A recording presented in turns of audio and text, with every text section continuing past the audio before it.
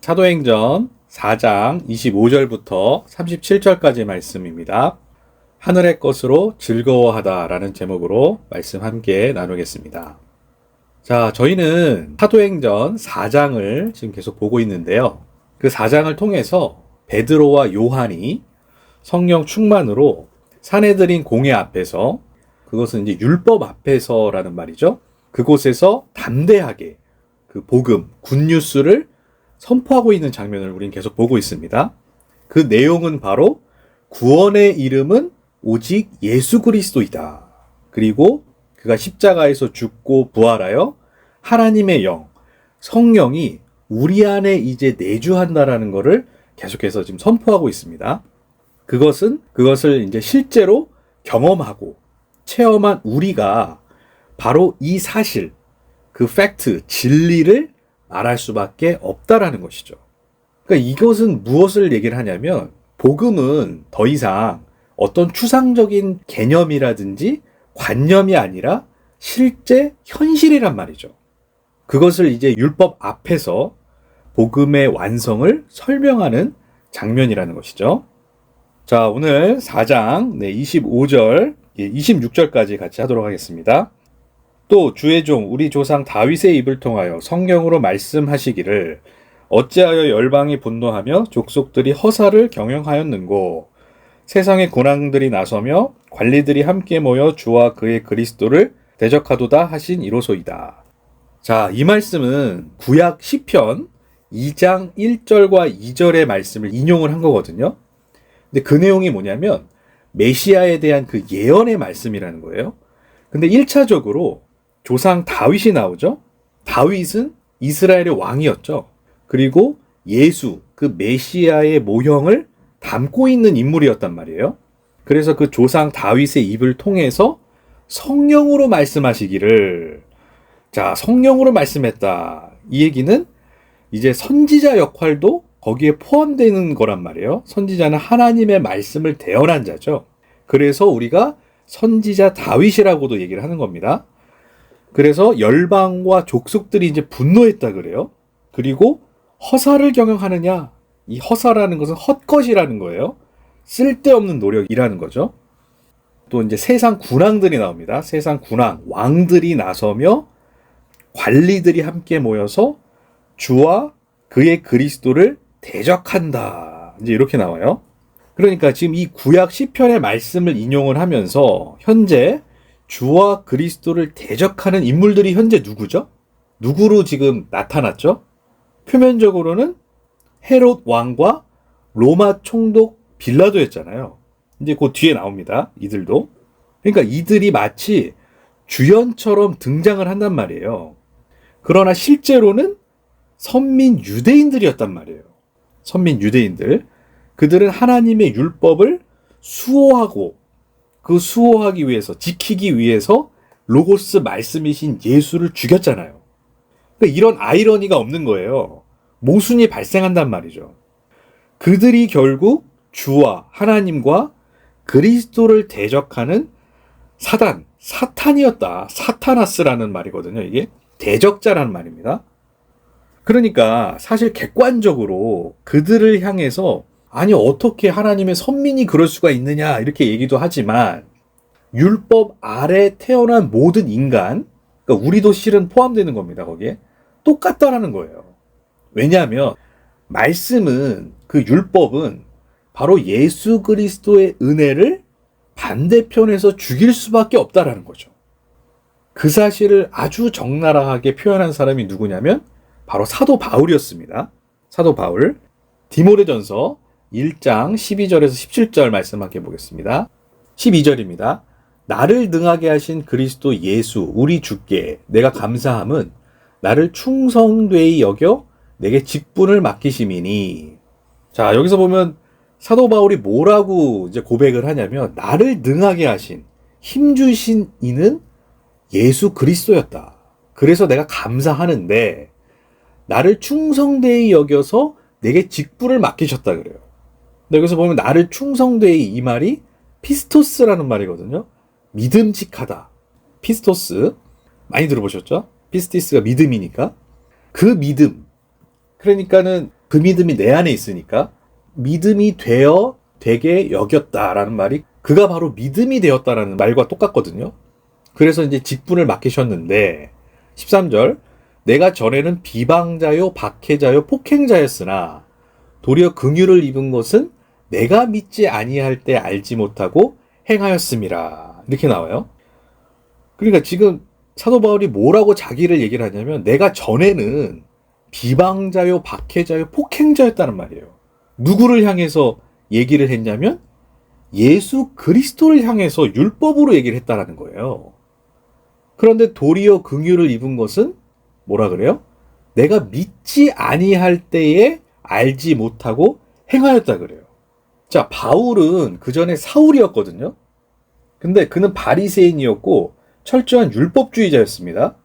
그리고 당시에는 이 바리새인들처럼 율법적으로 도덕과 윤리와 구제, 선행에 힘쓴 사람이 없었어요. 그만큼 바리새인들은 깨끗하게 거룩하게 살았단 말이에요. 그런데 자신을 어떻게 표현하냐면 나는 전에는 비방자고 박해자고 폭행자였다는 거예요. 누구를 폭행했다라는 거예요? 예수 그리스도를 폭행했다라는 거예요. 율법으로. 그 말이거든요, 이게 지금. 자, 그래서 한번 우리가 생각을 해볼게요. 그가 바리새인 때 사도 바울이 하나님을 안 믿었었나요? 그가 무슨 뭐 알라를 믿고 뭐 부처를 믿고 이랬나요? 아니에요. 목숨 걸고 그 율법 지키면서 여호와 하나님을 믿었단 말이에요. 그러나 그게 믿지 아니할 때라 그래요. 그리고 알지도 못했다. 몰랐다는 얘기라는 거죠. 그리고 행했다는 거예요. 그 율법 지킴이 믿지도 않았고 모르고 그냥 율법을 행해버렸다라는 거죠. 그러면 율법의 기능이 뭘까요? 율법, 우리가 잘 아는 십계명도 그렇고 간음하지 마라, 살인하지 마, 남의 것 탐하지 마. 그냥 우리는 그 율법을 문자로 보면은 보고 행한단 말이죠. 근데 그게 율법의 진짜 기능이 아니었다는 거예요. 그 율법을 지키고 행함으로써 아, 그렇구나. 내가 이 율법을 전부 지킬 수 없구나. 그것을 알고 깨달아서 그 율법을 통하여 하나님의 사랑을 알라고 주셨단 말이에요. 그게 율법의 완성자이신 예수를 믿는 거란 말이죠. 계속 몸으로만 행해버린 그 바리새인들. 예수님은 그들을 향해서 뭐라 그러냐면 너희가 마귀다 그런단 말이에요. 그러니까 율법을 통해서 우리가 구원받는 게 절대 아닙니다. 그 율법을 통하여 하나님의 은혜와 사랑을 알라고 주신 거란 말이에요. 14절 우리 주의 은혜가 그리스도 예수 안에 있는 믿음과 사랑과 함께 넘치도록 풍성하였도다. 그래서 주의 은혜가 그 그리스도 안에 있는 믿음과 사랑과 함께 넘치도록 풍성한 거예요. 이건 영원한 거기 때문에. 15절 미쁘다. 이것도 마찬가지로 피스토스. 믿음직하다. 모든 사람이 받을 만한 이 말이여. 그리스도 예수께서 죄인을 구원하시려고 세상에 임하셨다 하였도다. 죄인 중에 내가 괴순이라. 그리스도 예수께서 죄인을 구원하시려고 세상에 오셨잖아요. 말씀, 빛이 임하셨단 말이에요.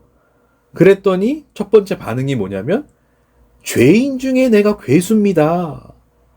죄인들 중에서 내가 I'm the worst. 내가 최악이다라는 거예요. 사도 바울의 고백입니다. 그러니까 말씀, 빛이 우리에게 1차적으로 비치면은 어떤 반응이 일어나야 되냐면 하나님 내가 죄인입니다. 그게 고백되어져야 되는 거예요. 바로 아유 하나님 감사합니다. 이렇게 나를 구원해 주셔서 내가 하나님의 은혜로 천국 가게 됐군요. 이것도 물론 맞지만 그 은혜의 깊이를 알면 알수록 하나님의 은혜가 얼마나 크신지 그리고 나의 이 자금, 나의 없음이 얼마나 더 드러나는지를 확인하면은 아유 하나님 어떻게 나를 이 죄인을 정말 내가 지금 하나님 지옥 보내도 나는 갈 수밖에 없는 이 운명인데 그 하나님의 사랑이 더욱더 커진단 말이에요. 그래서 그 내가 죄인 중에 괴수다라는 표현을 사도 바울이 한단 말이죠. 이게 믿는 자의 고백이란 말이에요. 근데 선민 이스라엘 백성들은 어떻게 표현을 했냐면 아니 당연히 하나님 날 구원해 주셔야죠. 이리로 갔단 말이에요. 그건 아니다라는 거죠. 알면 알수록 나의 그 죄인에 대한 그 깊이가 더욱더 부각되는 것이다. 16절 그러나 내가 긍휼을 입은 까닭은 예수 그리스도께서 내게 먼저 일체 오래 참으심을 보이사 후에 주를 믿어 영생 얻는 자들에게 본이 되게 하려 하심이라. 내가 그렇게 하나님의 은혜의 긍휼을 입은 까닭은 뭐냐면 예수 그리스도께서 내게 먼저 일체 오래 참으셨다. 그러니까 우리가 하나님을 바라봤을 때 내가 오래 참는 게 아니라는 거죠. 성경의 진술은 하나님이 먼저 오래 참으셨다라는 거예요. 우리가 오래 참은 게 아니고. 우리는 기도하면서 계속 그러잖아요. 왜 하나님 안 들어주세요? 왜 이렇게 오래 참으시는 겁니까? 언제 하나님 도대체 왜 일이 안 이루어집니까? 라고 얘기를 하지만 성경의 진술로 본질로 들어가면은 하나님이 오래 참으셨다는 거예요. 그리고 그 주를 믿어 영생 얻는 자들에게 어떻게 해요? 본이 되게 하시려고. 그 본이 되게 하시려고 먼저 오래 참으셨다라는 분이죠. 하나님이 17절 영원하신 왕 곧 썩지 아니하고 보이지 아니하고 홀로 하나이신 하나님께 존귀와 영광이 영원 무궁토록 있을지어다. 아멘. 영원하신 왕이죠. 그분은 썩지 아니하시고 보이지도 아니하세요. 영이시니까 홀로 하나이시죠. 그 하나님께 존귀와 영광이 영원 무궁토록 있을지어다. 아멘. 이게 사도 바울의 이제 고백이라는 겁니다. 자, 다시 본문으로 돌아와서 27절, 28절. 과연 헤롯과 본디오 빌라도는 이방인과 이스라엘 백성과 합세하여 하나님께서 기름 부으신 거룩한 종 예수를 거슬러 하나님의 권능과 뜻대로 이루려고 예정하신 그것을 행하려고 이성에 모였나이다. 자, 여기서 보면 이제 헤롯과 본디오 빌라도가 이제 등장하죠. 본디오 빌라도 총독입니다. 근데 여기서 보면 이방인과 이스라엘 백성과 합세했다 그래요. 그러니까 이방인, 이스라엘 모든 인류를 지금 포함해서 말하는 겁니다. 그들이 합세해서 무엇을 했냐면 하나님께서 기름 부으신 거룩한 종 예수를 거슬렀다 그래요. 그래서 하나님께서 기름 부으셨다라는 말이 크리스토스죠. 기름 부으셨다. 그리스도라는 말입니다. 그리고 거룩한 종 그 예수를 거슬렀다. 그러니까 예수를 거스린 그 행위가 이미 28절에 나오죠. 하나님의 권능과 뜻대로 이루려고 예정하신 그것을 행하려고 이성에 모였다는 거예요. 그러니까 예수 말씀을 거부하고 십자가에 못 박아 죽인 그 행위가 전부 하나님의 뜻을 이루려고 예정하신 목적이었다라는 거예요, 이게. 그러니까 뭐 하나님이 모르셨는데 이런 일이 어떻게 우연하게 우발적으로 생긴 게 아니고 그 모든 것들이 하나님의 예정과 계획 안에서, 작정 안에서 하나하나 착착착 이루어져서 실현되었다라는 거예요. 그러니까 이 성경의 말씀의 이중적 구조, 이 구조를 모르면은 하나님의 뜻과 목적을 절대 알 수가 없어요. 문자로 봐서는 계속 우리가 왜곡하고 곡해할 수밖에 없다라는 거죠. 그렇게 예수의 희생, 이 제물, 어린 양으로 오셨잖아요. 이미 예정된 하나님의 뜻이었다라는 거예요. 억울하게 뭐 누명을 씌워서 예수님이 죽으신 게 아니고 하나님의 뜻과 목적에 의해서 그렇게 희생 제물로 죽으셨다라는 거예요. 그게 역설적으로 우리를 향하신 사랑과 은혜였다라는 것이죠. 자, 그리고 여기서 보면은 이 한글 개역 성경에 빠져 있는데 뜻대로 이루려고 예정하신 그것을 행하려고 이성에 모였다 그랬거든요. 근데 이 사이에 뭐가 빠져 있냐면 원어에는 에피 알레테이아가 빠져 있어요. 이게 진리 안에서 이런 말이거든요. 그러니까 그것을 행하려고 이 성에 모였는데 진리 안에서 그 성에 모였다는 거예요. 이 성은 예루살렘 성전입니다. 거기는 율법의 중심지거든요. 그 안에서 진리 안에서 모였다라는 거예요. 진리 안에서. 29, 30, 31절. 주여 이제도 그들의 위협함을 굽어 보시옵고 또 종들로 하여금 담대히 하나님의 말씀을 전하게 하여 주시오며 손을 내밀어 병을 낫게 하시옵고 표적과 기사가 거룩한 종 예수의 이름으로 이루어지게 하옵소서 하더라. 빌기를 다음에 모인 곳이 진동하더니 무리가 다 성령이 충만하여 담대히 하나님의 말씀을 전하니라. 자, 사도들이 지금 처한 상황이 굉장히 급박했었잖아요. 위협 속에 있었단 말이에요, 그들이. 그럼에도 불구하고 담대히 그 하나님의 말씀을 전하게 하여 주세요. 이렇게 말을 한단 말이에요. 그리고 보면은 손을 내밀어 병을 낫게 하시옵고 이 표현이 있거든요. 그러니까 하나님의 능력과 권능으로 이미 그 이적이 일어났단 말이에요. 사도행전 3장 우리 공부했죠? 안진뱅이가 일어난 사건 이미 벌써 증명이 되었단 말이에요. 하나님의 능력과 권능이 밖으로 표출이 된 거예요. 여기서 보면 표적과 기사 이것도 우리가 많이 공부했는데 세메이온, 테라스, 그 신호, 사인 하나님의 일을 통해서 목적이 뭐죠? 뒤에 보니까 거룩한 종 예수의 이름으로 이루어지게 하옵소서 하더라. 그러니까 병고침, 표적, 기사가 하나님의 그 주권적인 역사에 의해서만 나타나는 일을 지금 강조를 하고 있단 말이에요. 동시에 그것이 예수의 이름으로 이루어졌다는 거예요. 예수의 이름으로. 자, 구약에서도 그 표적과 기사가 그 애굽, 세상을 상징합니다. 거기서도 비슷하게 흉내내는 장면이 나오거든요. 자, 출애굽기로 가보겠습니다. 7장 8절에서 13절까지 말씀입니다. 8절입니다. 여호와께서 모세와 아론에게 말씀하여 이르시되 바로가 너희에게 이르기를 너희는 이적을 보이라 하거든 너는 아론에게 말하기를 너의 지팡이를 들어서 바로 앞에 던지라 하라. 그것이 뱀이 되리라. 모세와 아론이 바로에게 가서 여호와께서 명령하신 대로 행하여 아론이 바로와 그의 신하 앞에 지팡이를 던지니 뱀이 된지라. 바로도 현인들과 마술사들을 부르매 그 애굽 요술사들도 그들의 요술로 그와 같이 행하되 각 사람이 지팡이를 던짐에 뱀이 되었으나 아론의 지팡이가 그들의 지팡이를 삼키니라. 그러나 바로의 마음이 완악하여 그들의 말을 듣지 아니하니 여호와의 말씀과 같더라. 자, 지금 이 장면은 모세와 그의 형 아론이 바로 앞에 쓰는 거예요. 근데 그 바로는 파라오, 당시 그 이집트, 애굽의 왕입니다. 그곳에 가서 이제 이적을 보이는 거예요. 하나님의 사인을 드러내는 거예요. 그게 뭐냐면 아론의 지팡이, 그 형의 지팡이가 뱀이 되는 사건입니다. 당시의 뱀은 고대의 신이었어요. 그 뱀, 그것은 굉장히 지혜롭고 분별력이 있다. 근데 재밌는 건 뭐냐면 바로 그 세상 왕도 현인들, 마술사들, 요술사들을 불러가지고 각 사람의 지팡이를 던졌는데 그것도 뱀이 됐어요. 비슷하게 카피하고 모방을 한단 말이에요. 흉내를 낸단 말이죠. 그러나 결과는 어때요? 그 아론의 지팡이가 그 애굽 술사들의 지팡이를 삼키더라, 먹어버리더라 이런 뜻이에요. 이게 나중에 이제 민수기에 가면은 거기서 보면 모세가 이제 놋뱀을 만듭니다. 이스라엘 백성들이 광야에서 자꾸 불평하고 불만하고 하나님의 말씀에 불순종하니까 불뱀을 보내요. 그리고 그들을 물어버린단 말이죠. 그래서 모세에게 얘기해서 놋뱀을 만들어 장대 위에 다니 그 불뱀에 물린 이스라엘 백성이 그걸 쳐다보면 살아나는 그 에피소드가 있거든요. 여기 안에는 구원의 메시지가 들어있습니다. 그리고 그 장대에 달린 뱀이 나중에 우리 요한복음에서 공부했었죠. 십자가에 달린 그 예수를 상징했단 말이에요, 이게.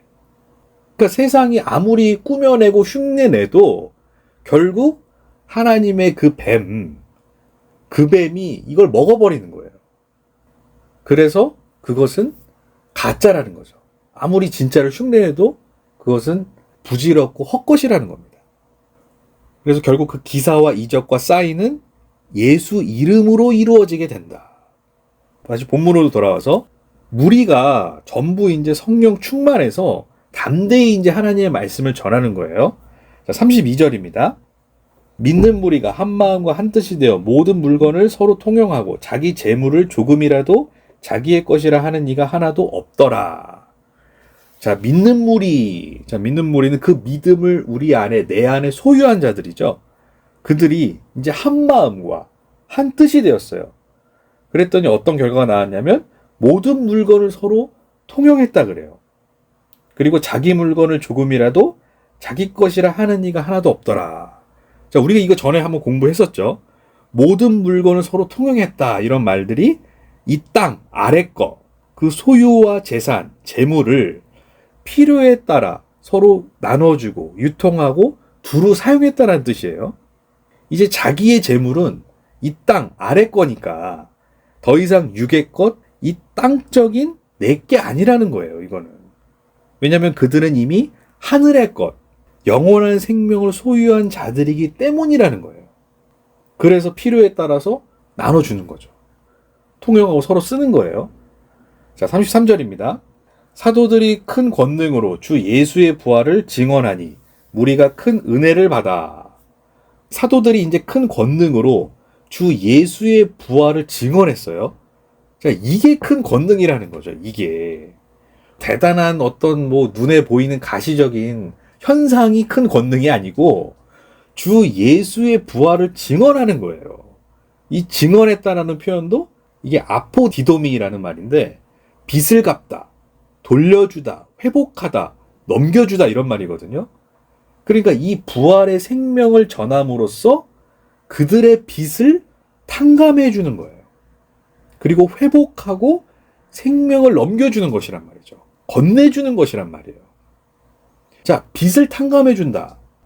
우리는 하늘 아래 율법에 갇혀서 태어나게 됩니다. 그것 자체가 빚이에요, 빚. 아무도 하나님의 장중에서 빠져나갈 수 있는 사람이 없습니다. 그러니까 이 세상을 땅지 감옥, 이 땅의 감옥에 갇혀 있다라고 얘기를 하는데 거기서 나오려면 하나님의 이 말씀을 통해서 죽음에서 영생으로 생명으로 넘어가야 된단 말이죠. 그게 빛을 탕감하는 거예요. 이 성경, 이 말씀의 기준에서 봤을 때. 그리고 그것이 그 생명을 받는 것이다 라고 표현을 하거든요. 그랬더니 뭐래요? 무리가 큰 은혜를 받았다 그래요. 큰 은혜. 이건 메가스.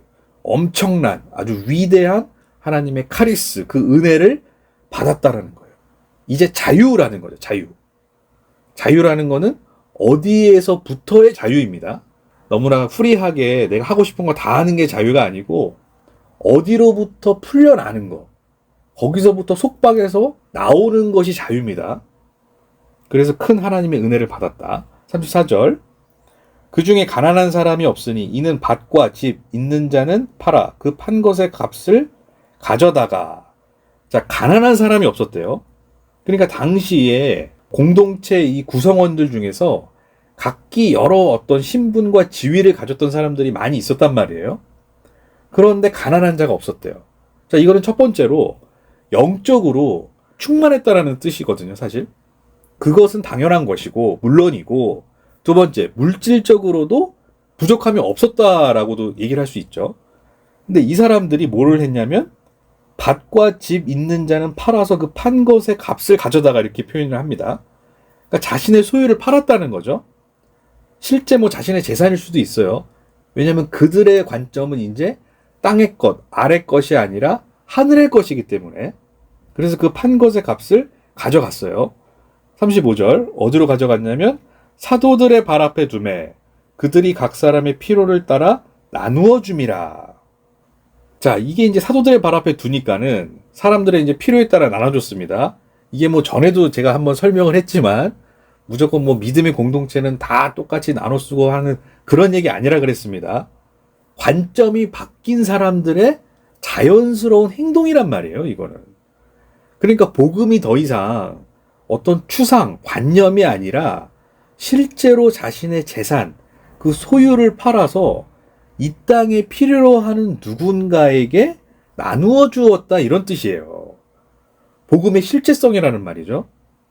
자, 여기에 잘 나와 있는 구절이 야고보서거든요. 자, 야고보서 2장 14절에서 17절 말씀. 14절입니다. 내 형제들아 만일 사람이 믿음이 있노라 하고 행함이 없으면 무슨 유익이 있으리요? 그 믿음이 능히 자기를 구원하겠느냐? 15절. 만일 형제나 자매가 헐벗고 일용할 양식이 없는데 너희 중에 누구든지 그에게 이르되 평안히 가라, 덥게 하라, 배부르게 하라 하며 그 몸에 쓸 것을 주지 아니하면 무슨 유익이 있으리요? 이와 같이 행함이 없는 믿음은 그 자체가 죽은 것이라. 자, 사람이 믿음이 있어요. 근데 행함이 없으면 그게 무슨 유익이 있겠냐라는 거예요. 그리고 그 믿음이 이게 정말 구원의 믿음이냐? 그런 말이에요. 행함이 없는데.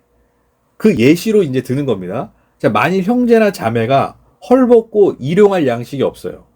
그런데 말로만 평안히 가세요, 덥게 하세요, 배부르게 하세요 라고 하면서 실제 그 몸에 쓸 것을 주지 아니하는데 무슨 유익이 있겠느냐.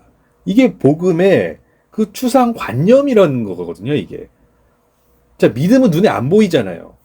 근데 그 믿음이 진짜 있다. 내가 그 믿는 사람이다라고 한다면 반드시 행함으로 동반된다는 얘기예요. 그래서 여기서 행함이 없는 믿음은 그 자체가 죽었다라는 거예요. 믿음이 없다라는 거죠, 그거는. 반드시 믿음은 항상 행함, 행동을 동반한다. 그래서 당시에도 실제로 그렇게 행했다는 거예요. 근데 이게 또 무조건 뭐 이거를 또 근거로 해가지고 행동, 행함이 먼저 앞서는 건 또 아니라고 많이 얘기를 합니다. 전에도 한번 제가 예화로 좀 설명을 드렸지만 하나님께 먼저 드려보세요. 그럼 하나님이 반드시 나중에 보상해 주십니다. 이건 아니라 그랬습니다. 이거는. 여기서의 전제는 믿음이에요. 믿음. 그 믿음은 하나님이 주시는 선물이라는 거예요. 그 선물을 받은 자가 어찌 그 행함이 없겠느냐라는 또 하나의 역설입니다. 이거는. 그러니까 우리도 마찬가지로 그 믿음을 받았어요. 그러면 그 행함이 반드시 동반되어 나온다라는 거죠. 일용할 양식이 없는 그들을 향해서 긍휼의 마음이 일어난다는 거예요. 예수의 마음이죠, 이게. 그래서 그 일용할 양식이 문자 그대로 물질적 양식일 수도 있어요. 그러나 그 이면에는 내적, 영적인 양식도 포함된다는 거예요. 배고픈 자에게 하나님의 말씀을 전해주는 거. 그리고 실제로 그 양식이 없는 자들에게 내 것을 나눠주는 거. 다 그게 포함된다는 말이죠. 그 양면성이 있다는 겁니다. 자, 36절, 37절 보겠습니다. 구브로에서 난 레위족 사람이 있으니 이름은 요셉이라 사도들이 일컬어 바나바라 번역하면 위로의 아들이라 하니 그가 밭이 있음에 팔아 그 값을 가지고 사도들의 발 앞에 두니라. 자, 여기서 보면 이제 그 사도들의 이제 발 앞에 두어서 그 물질을 다 나누어 썼습니다. 하나님 나라를 이제 상징하는 장면이죠. 그랬더니 이제 어떤 또 얘기가 나오냐면 구브로에서 난 레위족 사람. 그 사람의 이름이 요셉이래요. 그리고 바나바라 그럽니다. 이 사람이 번역하면 위로의 아들이라. 자, 구브로라는 당시에 이 유대인들이 소수로 모여 살던 지역이었거든요. 거기서 난 레위족 사람이라는데 그도 밭을 팔아가지고 그 값을 사도들의 발 앞에 뒀다라는 거예요. 근데 여기서 또 레위족 사람이 나옵니다. 이 사람이 레위족 사람인데 이 레위인이 누구였냐면 그 제사장 계열의 지파였거든요. 그들은 율법, 그 성전 중심인 자였단 말이에요. 그러니까 그가 이 땅의 소유를 팔았어요. 이 사람도. 이제 하늘의 보아, 그 말씀, 진리를 전하는 사도들에게 가는 겁니다. 그 역할을 하게 된다라는 거예요. 나중에 이 바나바가 이제 바울이 이제 개종해서 이 바나바와 함께 이 기독교 전도에 아주 큰 힘을 쓰는 그 복음 전파에 큰 부흥을 일으키는 인물로 나중에 또 나오거든요. 나중에 사도행전을 계속 보시면 이 바나바가 또 등장합니다. 그래서 그도 역시 그 값을 가지고 사도들의 발 앞에 두었다. 굉장히 상징적인 얘기죠. 율법주의자, 그 제사장 계열이었던 그도 이 땅의 것을 다 넘겨서 이제 하늘의 것, 그 사도들의 진리를 얘기하는 그들에게 이제 가는 장면이라는 것이죠. 자, 이 4장을 이제 마치면서 이 사도들의 그 핍박 속에서도 오직 구원은 부활하신 예수 그리스도를 선포함으로써 이제 하나님의 영, 그 성령이 이제 충만한 거였죠. 그리고 그들이 기도하고 이 땅의 소유를 팔아서 그들의 관점은 이제 하늘이라는 것이죠. 그래서 서로 통용하고 이제 하늘의 것으로 소통하는 그 진정한 하나님 나라의 모습을 이제 보여줬다라는 거예요. 그게 이제 4장까지의 말씀이라는 것이죠. 자, 이제 사도들의 또 여정이 계속 시작이 되는데 핍박이 오고 고난이 오지만 그 안에서 이루어지는 그 하나님의 역사, 그 표적과 기사가 계속 끊임없이 나타난단 말이에요. 그게 바로 또 우리의 삶이며 하나님이 이 현재를 살아가는 우리에게 보여주시는 말씀의 팩트, 증거라는 것이죠. 기도하고 마치도록 하겠습니다. 하나님 감사합니다. 사도행전 오늘 4장을 마치면서 사도들의 그 관점, 그들이 하나님의 영을 받아 서로 소통하고 나누며 진정한 그 하나님 나라의 완성된 그 모습을 이렇게 파편적으로 저희들에게 보여주시니 감사드립니다. 하나님, 우리는 영원한 것보다는 이 일시적인 것에 목숨을 걸고 그 안에서 아둥바둥 살아가고 있습니다. 그러나 하나님이 이 말씀의 계시를 통해서 그 영원한 것, 그 진정한 생명의 말씀을 우리에게 이렇게 끊임없이 알려주시니 감사드립니다.